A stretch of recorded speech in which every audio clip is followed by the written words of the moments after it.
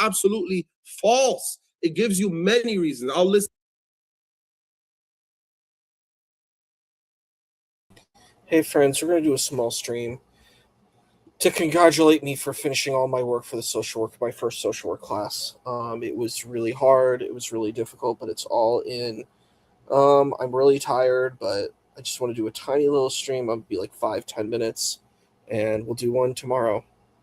5. Number 1, because he is mentioned in your own scripture. Muhammadim is mentioned in your own scripture. Number 2, because he confirms the truth that is already with you. The truth, not the whole thing. He confirms the truth. Number 3, because he is the final prophet. And number 4, because rejecting the prophet is equal to rejecting God. And number 5 is because your salvation, David, is through Islam. The salvation after the final revelation, which is the Quran, is through Islam. There's no other way to earn salvation.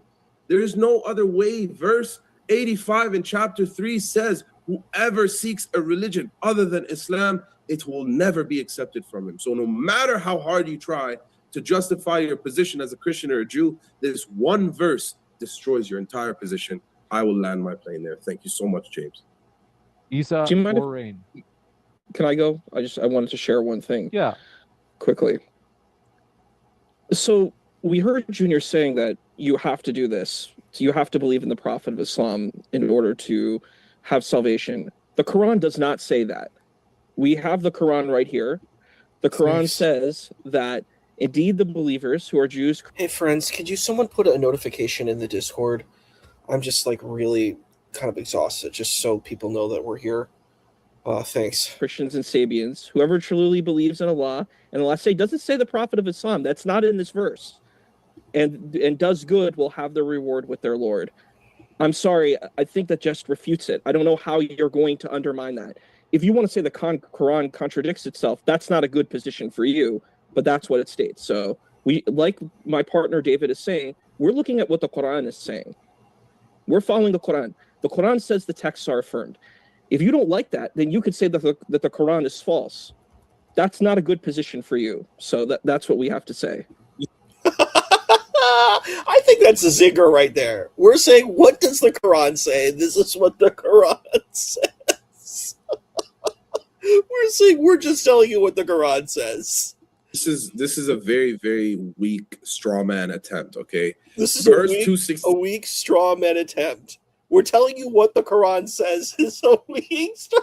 How is it a straw man when we're telling you what the Quran is saying?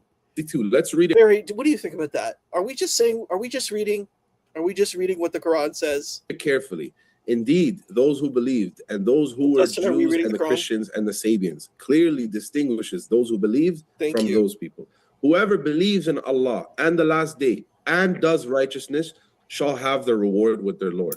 However, that does not mean that your final abode will not be hell. If God gives you some sort of reward, which is a little bit of mercy in the grave, a little bit of mercy on the day of judgment, that still means that you're going to hell. Because like my mouth is like, it's staggered. He's like, yeah, if you don't do what we do, we're going to go to hell. You're going to hell. And I'm like, I don't know. It doesn't work for me. Yeah, I'm very much more of a perennialist, I think. It doesn't matter exactly what your affirmation is. You know, if you do good in your life, whatever practice you have, I think that's what matters. I don't think not everybody's going to have the exact same practice, you know. Try to live a good life where you treat people well and you do well. Try to have good teachings, but yeah, he's just like, if you don't think like me, and it's like he's all over the place. In some places, he's like very open-minded. In some places, this is like, it's like wherever you're at, he's going to be the opposite of where you're at. It's rough. Because you rejected the prophethood of Sayyidina Muhammad sallallahu alaihi wasallam. On the surface, it sounds universal. This verse sounds universal. Oh my God, we're going to get a reward. We're going to be saved. We're going to go to heaven. But context matters. This verse is speaking about What context? There is no context given. What context is there? previous communities before the final prophet. Does the text say that? Wait a second here.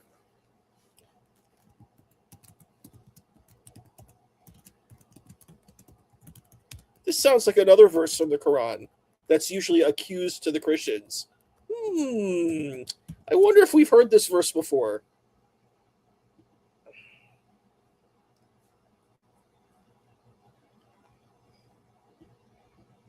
Doesn't this look familiar? They have exchanged the signs of Allah for a small price and averted from his way. Indeed, it was evil that they were doing.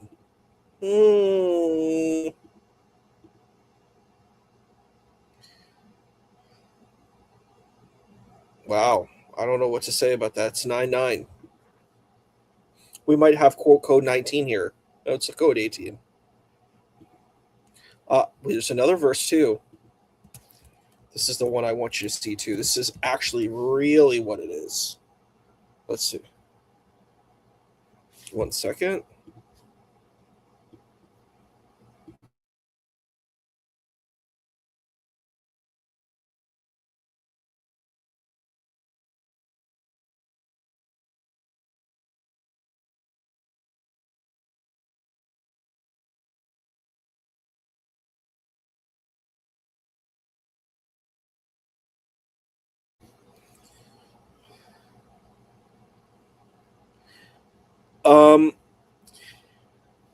Well, we saw what 262 says. I think it's pretty clear that it doesn't take that position. I think it's just these hyper literalists that take this position. Because there are a lot of Muslims who do not believe this way. This is I think Junior is kind of Salafi aligned. He's taking this kind of hyper, a very hyper conservative, hyper kind of, I don't know if I want to say conservative, but he's taking a very literalist approach. Like, it's not even just literalist. It is. I would have to use the word conservative. It's a very conservative approach to the text, where it's exclusive. It's a very exclusivistic reading. It's an exclusivistic position. Yeah, that's true. And you don't have to be a Muslim to go to heaven. That's just a lie. I don't know, and I didn't even know that any Muslim even believed that. Like, look at this. Let's look at what the verse is that I wrote. Look at this. It says, indeed the believers, Jews, Christians, and Sabians, whoever truly believes in Allah and the last day and does good will have their reward with their Lord, and there will be no fear for them, nor will they grieve. This person is trying to say there's a messenger, but what they're doing is they're inserting in the text. That's not what the text says. The text clearly doesn't say that. But they're like, no, we have to insert this to text because this is our narrative and our belief. That's not what the text says.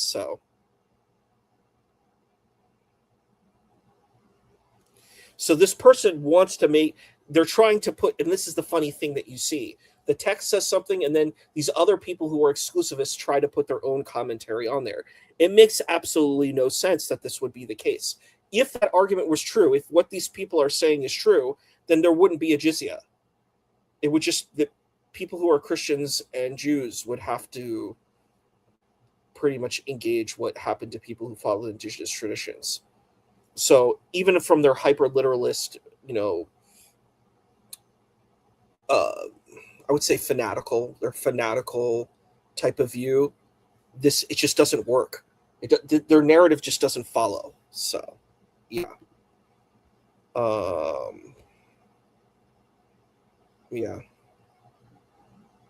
Yeah, so woe to those who write the scripture with their own hands and then say this is from Allah in order to exchange it for small price. Woe to them for their hands have written, and woe to them for what they earn. Yes, this is very fascinating. People are inserting what they want it to say. It isn't saying that, but they want it to say that because it fits their agenda. Their agenda is that they're the chosen ones. It's funny that they insult Jews, but they're speaking about you. It's speaking about Jews who truly followed Moses, peace be upon him. It's speaking about Christians which makes absolutely no sense because none of these people actually believed in the Prophet of Islam. And it doesn't say that. It doesn't say so to those in the past. So either the text is just not clear or the text is what it's saying it is. I don't know. it just sounds like a lot of rubbish. This is what I'm truly hearing. followed Jesus in his time. Believers who followed the prophet sincerely before the coming of the prophet. You cannot isolate 262 and then ignore 385 and then say, let's look at what 385 says. It's important to have everything in context.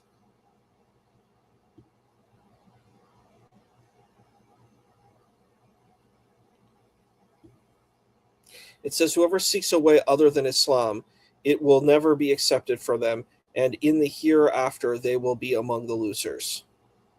So what does that mean? Because see, if they're going to play these kinds of these literary games, either we can take his position and say, okay, well, the Quran contradicts itself. It's not in context, it contradicts itself. In one verse it says we believe in perennialism, in the next verse it says it's contradictory. It just doesn't work that way. You have to choose what you want. It doesn't say before, it doesn't say that. Or we can play their linguistic games and say, well, they said Abraham's a Muslim. Okay, Islam just means someone who believes. It doesn't mean someone who believes in the religion of Islam. See, this is the problem with these kind of games. We can play the games too. It's just trickery and games and deception. You know, you can either take my understanding, which is a kind of a more open-minded understanding, or you can take this other kind of position that's just completely hackneyed and it makes absolutely no sense. The argument that Junior is providing is a position that people take, but it makes absolutely no sense. It doesn't actually follow, you know? So. oh, well, the worst case scenario is you have to accept that it's a contradiction. The Quran defines the belief in Allah in verse 150 to 151 in chapter 4. It says, those who... Let's look at that. I want to make sure we sort everything that he says. That's a bad thing for him. That's what I already said. I said, do you want it to contradict?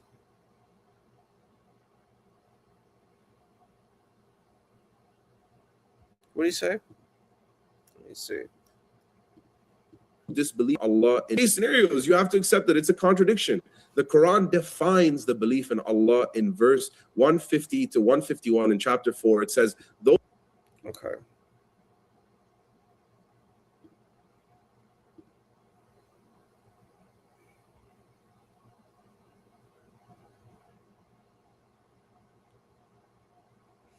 Okay, so this is what 151 says. Let's see, I'm going to make sure we get 150 to 151.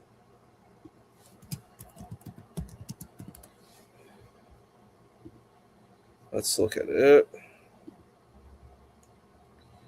Surely those who deny Allah and His Messenger and wish to make distinction between Allah and His messengers, saying we believe in some and disbelieve in others, desiring to forge a compromise. They are indeed the true disbelievers, and we have prepared for the disbelievers a humiliating punishment. Okay.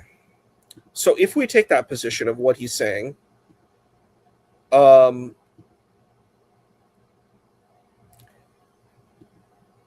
person who is a Jew or a Christian doesn't have to deny the prophet of Islam. They can just say that that's a prophet for someone else. It's not my prophet.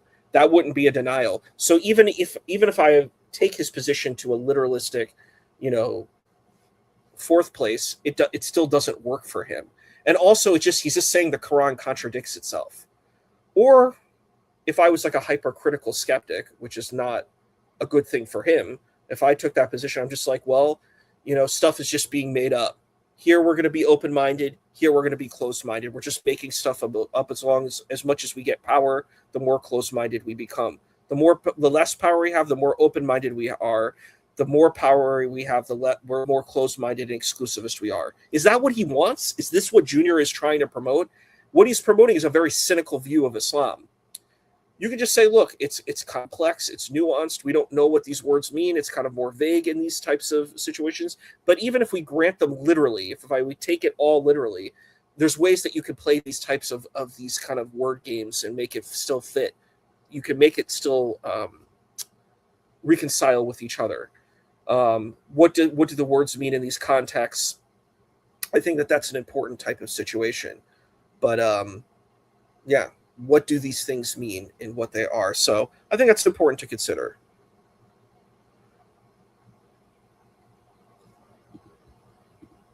Yeah, we have to fact check everything that's stated.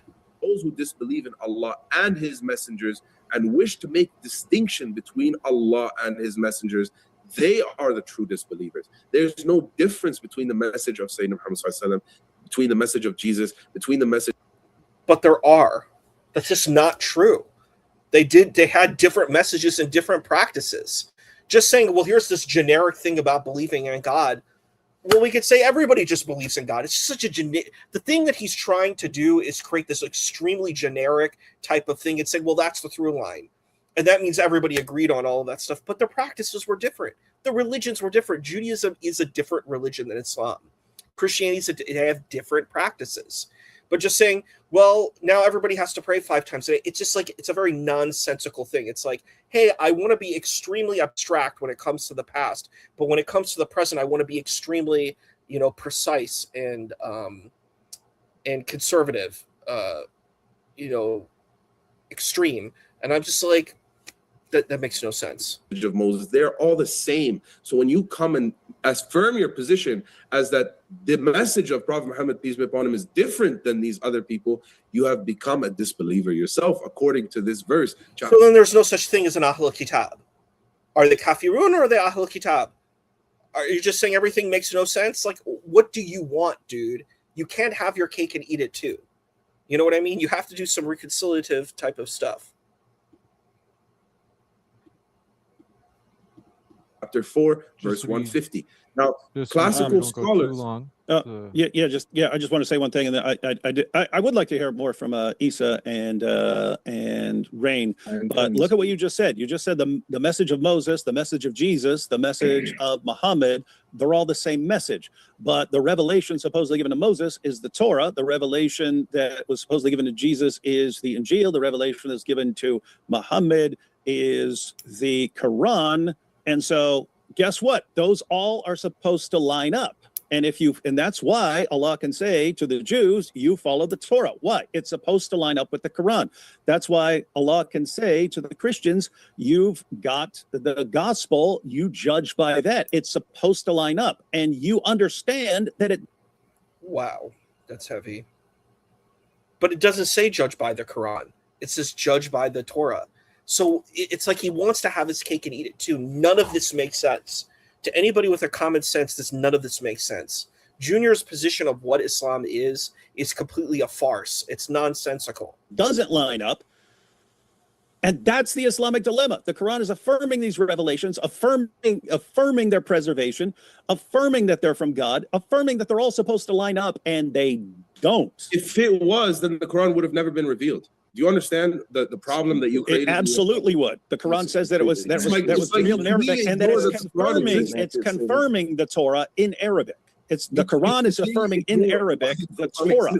So the Quran exists because your books were corrupt. The Quran, according to the Quran exists because Arabs needed a revelation in their language. They couldn't just trust Jews and Christians. Jews and Christians are distorting the scriptures. They needed a revelation in their own language. That's what the Quran says, and it never says anything else. The Quran came, the Prophet Muhammad ﷺ did not just come as a prophet to the Arabs. He came as a prophet for all of humanity, as the final prophet, as the Quran. Why was the Quran revealed in Arabic, according to the Quran? Why the Quran is mentioned in Arabic? No, why was the Quran revealed in Arabic, according to the Quran? Not according to you, according to the Quran itself. According to the Quran, it is because Allah does as He wills. Now, why, when we interpret the Quran and look at it and we see the complexity and we say, why did Allah choose Arabic? Because nobody can replace it.